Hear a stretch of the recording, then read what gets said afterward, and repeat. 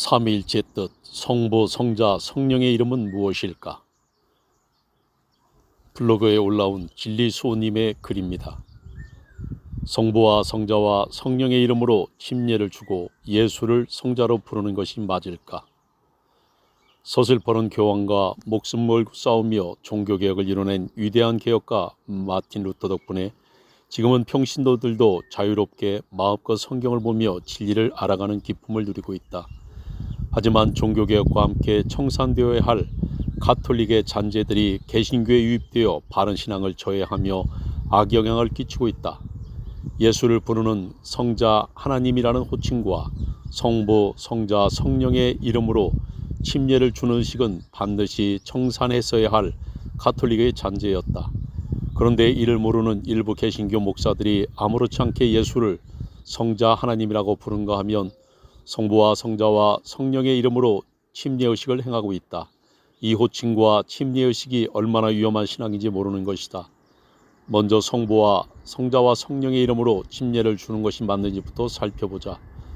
예수께서 승천하시기 전에 제자들에게 아버지와 아들과 성령의 이름으로 침례를 주라고 당부하신 이유는 제자들을 일깨우시려는 예수의 뜻이 담겨 있다. 그러나 이름을 이해하지 못한 교회 지도자들은 아버지, 아들과 성령의 이름이 무엇인지도 모르는 채 침례를 주고 있는 것이다. 참으로 답답한 일이다. 분명하게 이름으로 주라고 하셨는데도 아버지 이름을 그냥 성부로, 아들 이름은 성자로 부르며 침례를 주는 것이다. 그렇다면 아버지 이름이 그냥 아버지이고 아들 이름도 그냥 아들이란 말인가? 예수께서 왜 아버지와 아들과 성령의 이름으로 침례를 주라고 하셨는지 알지 못하는 지도자들은 아버지의 이름을 아버지로, 아들 이름을 아들로 부르며 엉터리 침례를 주고 있다. 침례의 의미가 무엇인지 안다면 이 침례가 왜 엉터리 침례인지 알 수 있다. 침례란 죄 씻음을 상징하는 의식이며 예수와 합하여 죽고 함께 살아난 것을 의미하는 의식이다. 로마서 6장 3절. 특히 제자들이 침례를 줄 때 성령이 임하셨다. 사도행전 19장 5, 6절. 즉 침례는 죄 씻음을 상징하고 성령의 임하심을 상징하는 중요한 의식인 것이다. 그런데 예수 이름이 아닌 성부와 성자와 성령의 이름으로 주는 침례로 죄 씻음을 받고 성령이 임하실까? 결코 그럴 수 없다. 오직 예수 이름만이 죄를 씻을 수 있다. 예수 이름 외에 천하의 구원을 받을 만한 다른 이름을 우리에게 주신 일이 없는 것이다. 사도행전 4장 12절. 따라서 예수 이름이 아닌 성부와 성자와 성령의 이름으로 주는 침례는 죄 씻음과는 전혀 무관한 침례인 것이다.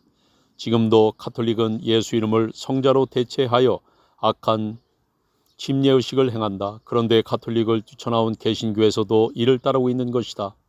왜 예수께서 아버지와 아들과 성령의 이름으로 침례를 주라고 하셨는지 살펴보자. 예수께서 나와 일러 가라사대 때 하늘과 땅의 모든 권세를 내게 주셨으니 그러므로 너희는 가서 모든 족속으로 제자를 삼아 아버지와 아들과 성령의 이름으로 침례를 주고 내가 너희에게 분부한 모든 것을 가르쳐 지키게 하라. 볼지어다 내가 세상 끝날까지 너희와 항상 함께 있으리라 하시니라. 마태복음 28장 18절부터 20절. 예수의 말씀은 항상 깊은 뜻이 담겨 있다. 아버지와 아들과 성령의 이름으로 침례를 주라고 하신 이유도 제자들이 예수에 대한 믿음이 없었기 때문에 제자들을 일깨우시려는 의도가 담겨 있는 것이다. 예수께서 침례를 주라고 지시하신 바로 앞 구절에 오히려 의심하는 자도 있더라를 보면 마태복음 28장 17절 제자들의 믿음 상태를 알 수 있다. 우리는 예수를 따랐던 제자들이 믿음이 좋았을 것이라 생각하지만 실은 믿음이 없었다. 예수께서 제자상 무리들에게 잡혀가실 때 제자들은 뿔뿔이 흩어져 도망하기 바빴다. 뿐만 아니라 예수의 무덤을 찾아간 마리아가 예수께서 부활하셨다는 소식을 전했으나 믿지 않았다. 마가복음 16장 11절부터 14절. 심지어 부활하신 예수를 보고도 제자들은 물고기 잡으러 갔다. 요한복음 21장 3절. 본래의 직업인 어부로 돌아가 버린 것이다. 이처럼 3년 이상을 예수를 따랐던 제자들이 예수의 실체와 십자가 죽으신 이유조차 알지 못했던 것이다. 예수께서는 그동안 제자들에게 당신께서 하나님이시며 그리스도이심을 무수하게 가르치셨지만 제자들은 까맣게 잊어버린 것이다. 예수께서 이러한 제자들에게 나타나셔서 내게 땅과 하늘의 모든 권세를 주셨으니 아버지와 아들과 성령의 이름으로 침례를 주고라고 하신 것이다. 땅과 하늘의 모든 권세는 오직 하나님 아버지만 가지신다. 그런데 예수께서 이 권세를 가지셨다고 하신다. 그렇다면 예수님이 아버지이신 것이다. 또 내가 세상 끝날까지 너희와 항상 함께 있으리라는 말씀도 예수께서 성령으로 다시 오시겠다는 말씀이시다.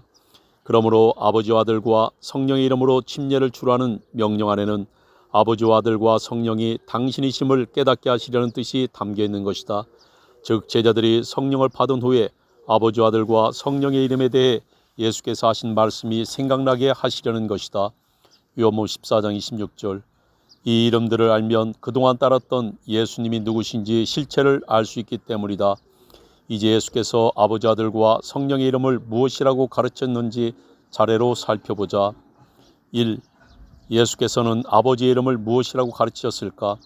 변질된 삼위일체의 교류에 익숙한 사람들은 아마도 충격을 받고 거부 반응을 보이겠지만 믿음의 대상이시며 하나님이신 예수께서 친히 아버지 이름이 예수라고 가르치셨다. 예수님의 말씀은 진리이며 생명인 것을 유념하며 살펴보자. 먼저 예수라는 이름을 살펴보자. 예수라는 이름은 예수께서 나시기 전에 이미 지으신 이름이시다. 아들 낳으리니 이름을 예수라 하라. 이는 그가 자기 백성을 저희 죄에서 구원할 자이심이라. 마태복음 1장 21절. 위에 자기 백성을 유념해 보면 예수 이름이 아버지이심을 알 수 있다. 하나님께서는 하나님 백성을 가리켜 수없이 내 백성이라고 하셨다. 출애굽기 10장 4절, 역대상 11장 2절, 이사야서 40장 1절. 즉 하나님 아버지만이 자기 백성이라 하실 수 있는 것이다.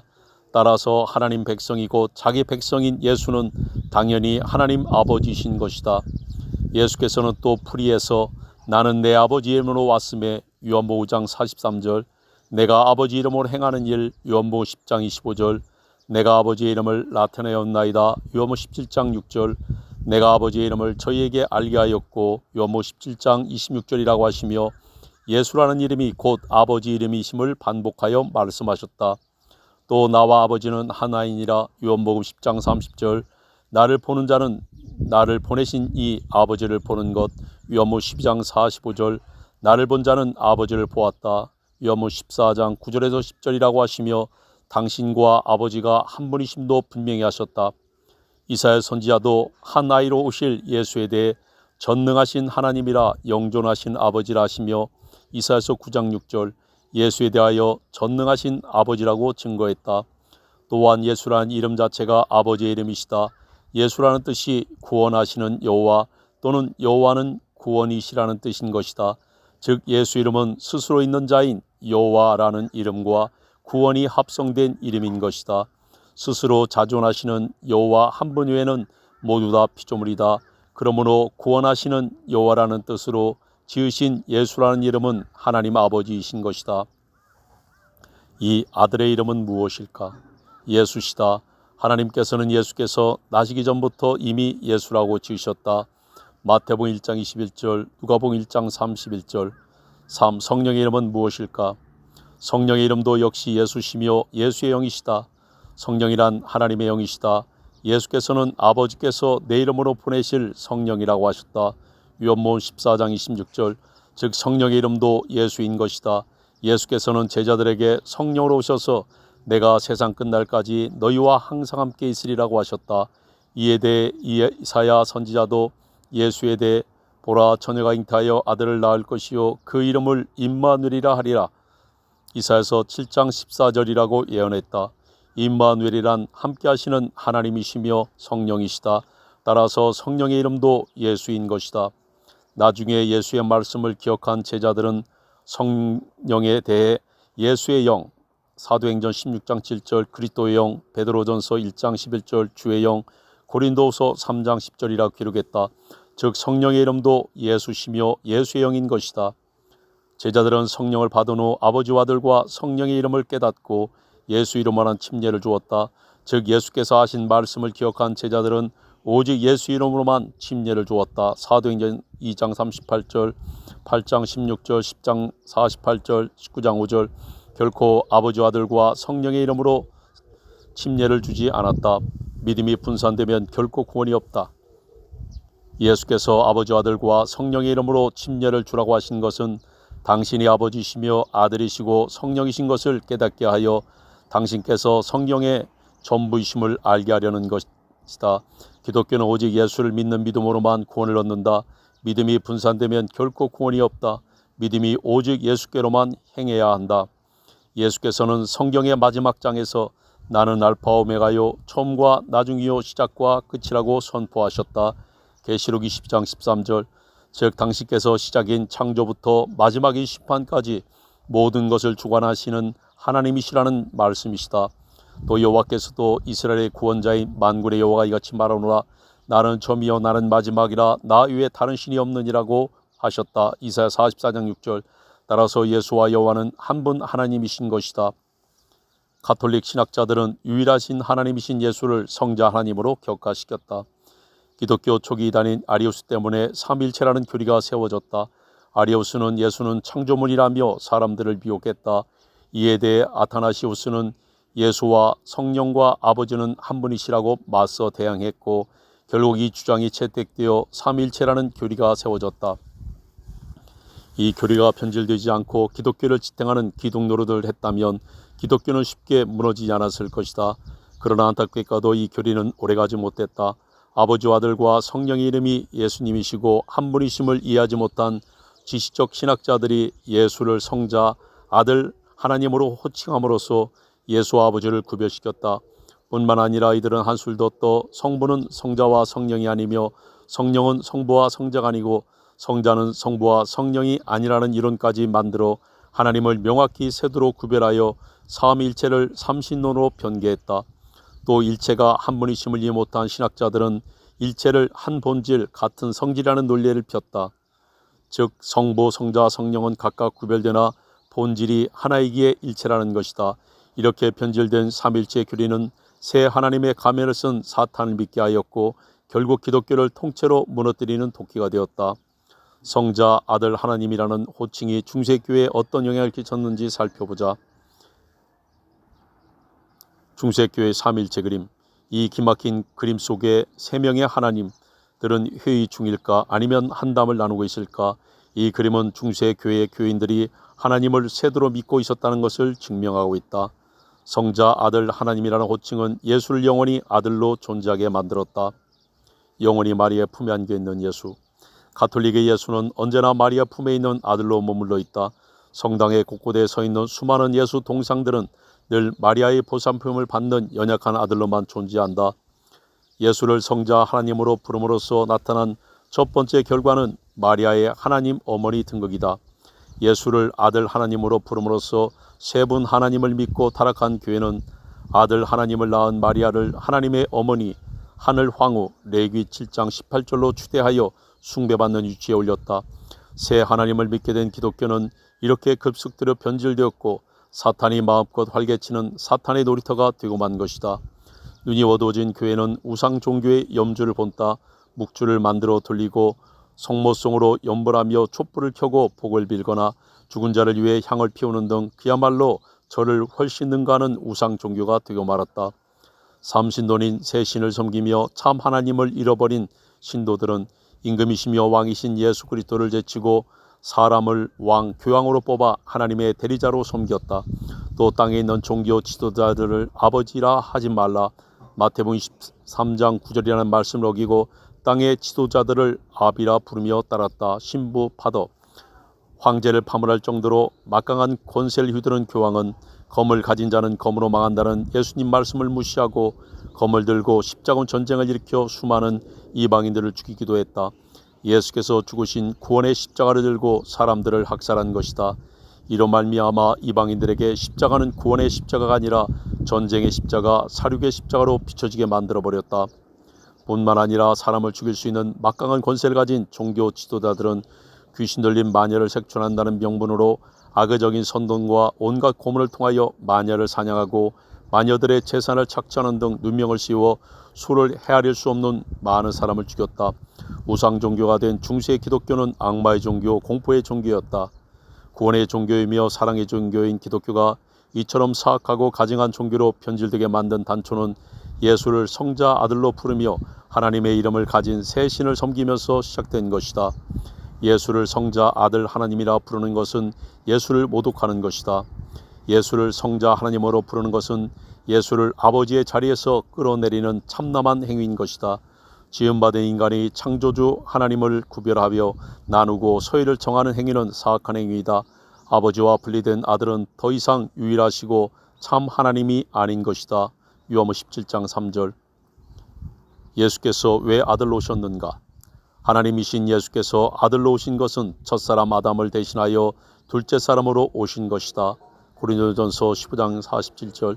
즉 아담은 하나님 형상대로 지음받은 사람이었으나 죄를 지음으로 쫓겨났다.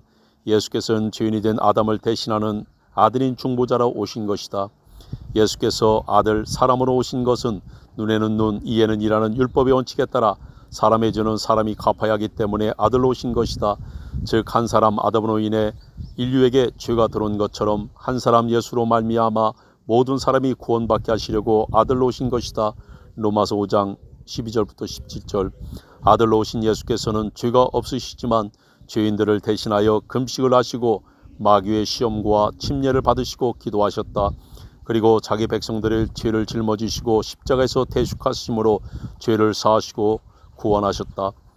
즉 예수께서 우리를 구원하시려 죄 없는 사람으로 오시려 아들이 되신 것이지 성자 하나님으로 오신 것이 아니다. 따라서 본체가 하나님이신 예수를 아들 하나님이라 칭하는 것은 하나님을 둘로 나누는 것이며 모독하는 것이다. 빌립보서 2장 6절. 하나님은 한 분이시다. 우주 만물을 창조하시고 주관하시며 섭리하시는 전지전능하신 하나님은 모든 것의 근원이시며 원천이시다. 스스로 자존하시며 절대자이신 하나님은 한 분이시다. 하나님께서는 첫 번째 명령인 십계명의 1계명을 통하여 나 외에는 다른 신이 없다고 선포하셨다. 또 성경에 곳곳에 홀로라고 말씀하시며 당신 외에는 신이 없음을 누누이 경고하셨다. 행여 하나님 이름으로 속이는 다른 영 사탄을 섬길 것을 염려하셨기 때문이다. 강조하지만 신앙의 머리신 하나님은 한 분이시다. 구원의 하나님이 참 하나님이시다. 우리를 구원하시려 육신으로 오셔서 십자가에 죽으시기까지 우리를 사랑하신 예수님이 진짜 우리의 하나님이시다. 나를 낳은 아버지가 진짜 아버지고 친아버지듯 십자가 모진 고난을 통하여 나를 낳아주신 예수님이 진짜 나의 하나님이시고 친아버지이신 것이다. 나를 구원하시고 나와 세상 끝날까지 함께 하시는 분이 나의 아버지이시며 하나님이신 것을 알 때 그 사랑과 은혜를 더욱 크게 느끼는 것이다. 결론, 강조하지만 하나님을 둘이나 셋으로 믿으면 결단코 구원받지 못한다. 기독교인들은 하나님을 셋으로 믿더라도 예수만 믿으면 구원을 얻는다고 착각한다. 그러나 신앙의 머리이신 예수님을 왜곡시키면 다른 예수를 믿는 것이기 때문에 구원이 없다. 성경은 오직 예수시다. 아멘.